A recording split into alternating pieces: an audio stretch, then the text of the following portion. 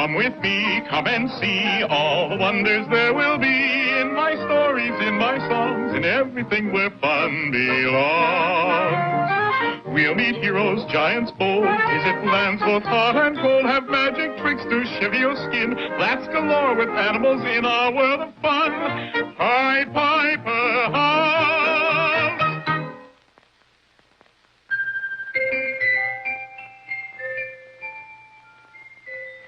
Have you ever stopped to think that toys may have a life of their own?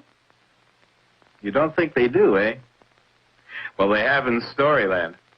Our tale today is about a little tin soldier who had more adventures in one day than most people have in their whole lives. He was a small, plain soldier and had been given as a Christmas present to a little boy who wasn't too pleased. Why, it doesn't move. There isn't even a place to wind it up. Give it to me, then. I've got a ballerina doll that can't do anything either. She just stands there. This silly soldier can guard my doll. All right. I'm going to play with my wind-up soldiers. So the little tin soldier joined the other toys on the playroom table.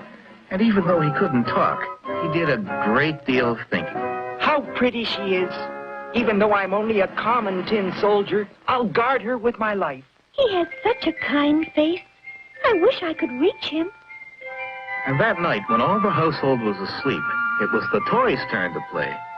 The dolls had a tea party, the mechanical soldiers marched up and down, the music box played and the top spun all by themselves. Only the little tin soldier remained steadfastly at attention, and the little doll went on holding out her arms.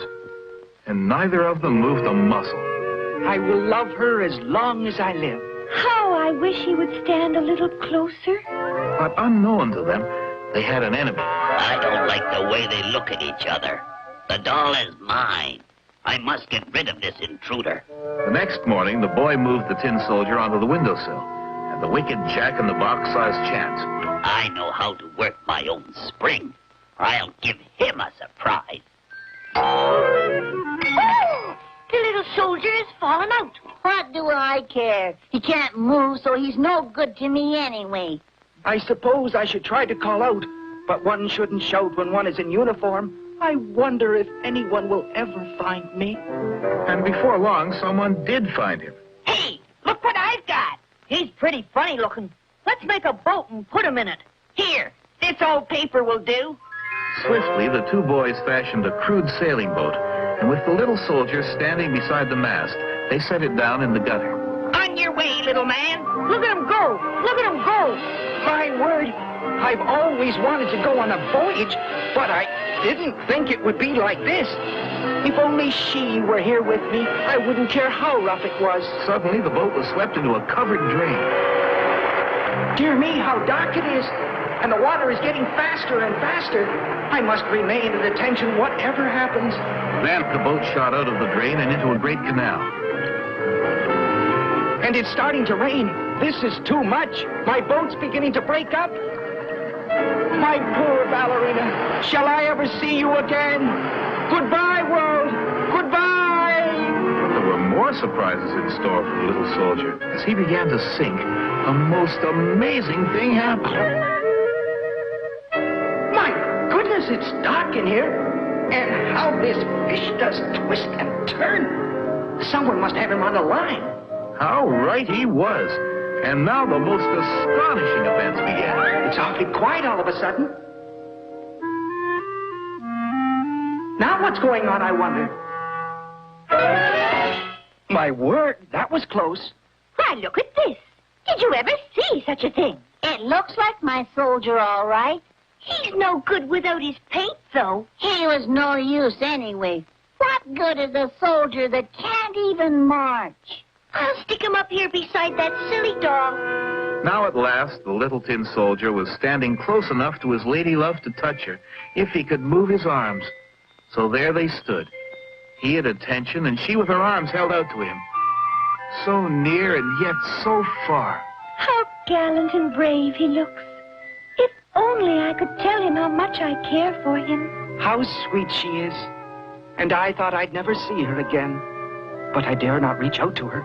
I'm still on duty, even if my colors have run. But the wicked Jack-in-the-Box was not through with them yet. Sensing their loving thoughts, he became enraged. Gah! Look at them. It's more than I can stand. This time, I'll finish both of them.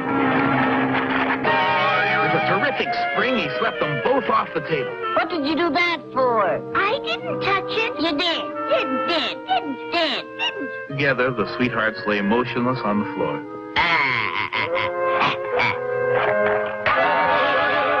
Now look what you've done. I didn't touch it. Well, it's no use now. And she's no use either. Look at the mess she's in. I'll throw them in the toy chest. At least they'll be out of the way. And they were indeed out of the way. And together at last. So you see, you shouldn't ignore toys because they are plain or broken, for they may have a life of their own. And our little doll and her steadfast tin soldier, why, they lived happily ever after.